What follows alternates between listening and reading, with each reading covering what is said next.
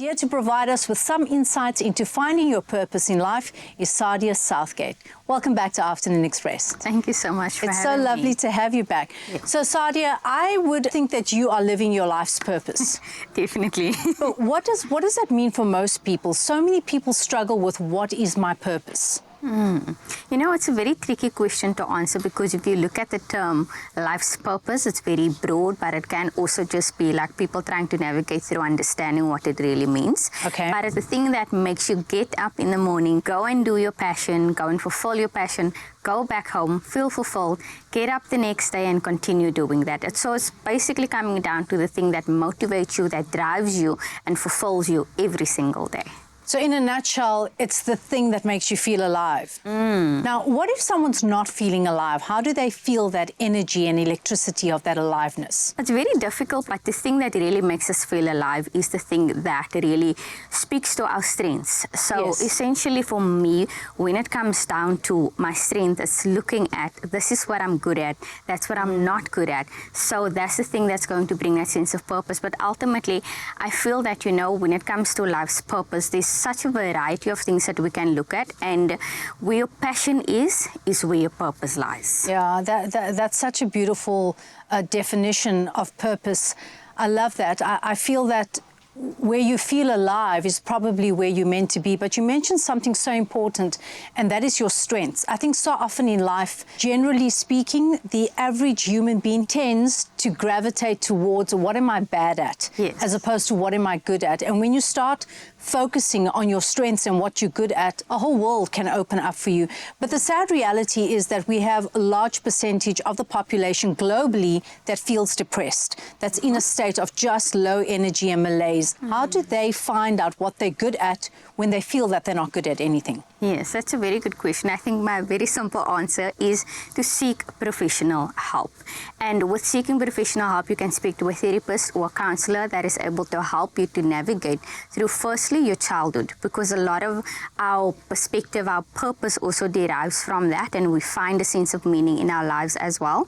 But ultimately, you're not alone. You are not the only one that goes through it. And I think you also touched on there's such a large population that goes through it. So oftentimes we go through it and we think, I'm the only one who's struggling to find a sense of purpose in life, but you're not the only one. So authentically, it comes down to, you know, finding your true and genuine self. So when you focus on your strengths, you find your true and genuine self. I love that. I absolutely love that. You know, there are so many studies out there, and please correct me if I'm wrong, that say that a big part of our purpose is, number one, recognizing what we're good at. So that's the strengths that you talk about.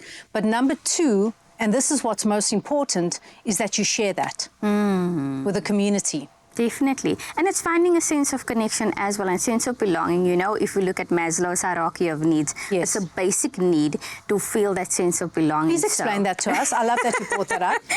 Tell us about the hierarchy of The needs. hierarchy consists of human basic needs. So we have our shelters, our water, our clothing that we need. But one of the things that we often miss when it comes to that is a sense of belonging, love, connection with people, which is basic need, and we don't think that it's a basic need. Yeah. So when it comes to that, you connect with other people, you find different values that they have, but you also connect with the same values, the same interests that you have, and because of that, you also build a sense of community around it. And then also finding your strengths, because in moments, for example, when you have found perhaps your life's purpose, but now you don't feel your best self, Yes. you're questioning yourself, there's self-doubt, and as you mentioned, you know, there's depression, there's anxiety, and because all of these things are so prevalent, it's very difficult to see our Yes. passion.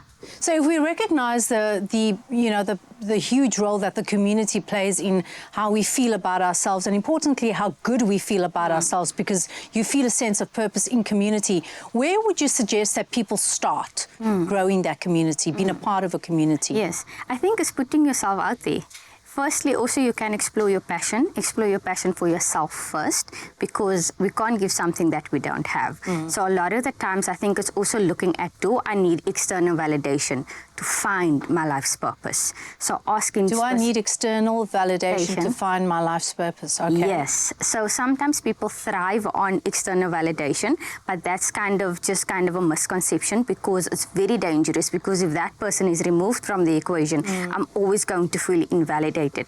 So it's looking at myself, asking certain questions again. What am I good at? What will make me feel like I need to wake up the next morning, and I'm going to feel happy and I'm going to feel joyful, and take that and then find other people around you, whether it's just putting yourself out there. And I think it's very scary doing that, you know, because we're so used to isolating ourselves, especially when we go through difficulties in life. Is putting ourselves out there, get connected with certain people in social groups, whether it's a church, a ministry, any, you know, community, whether it's in your workplace, circle of friends. Finding a sense of commonality in that sense is a very good start as well. I love that. And you know, even on social media, there are so many Facebook groups, for example, that you can find a way into. And I appreciate what you said about happiness and joy. The thing about external validation is that we've got to get to that place where we are happy and that others add to our happiness, but they don't make us happy. So, Sadia, thank you so much. Life's purpose is a personal quest, and by continuously seeking and evolving, you pave the way for more meaningful and fulfilling existence. On social media, we would like to know from you, what is your purpose in life? Comment on our social pages and remember to use the hashtag #AfternoonExpress. We'll see you after the break.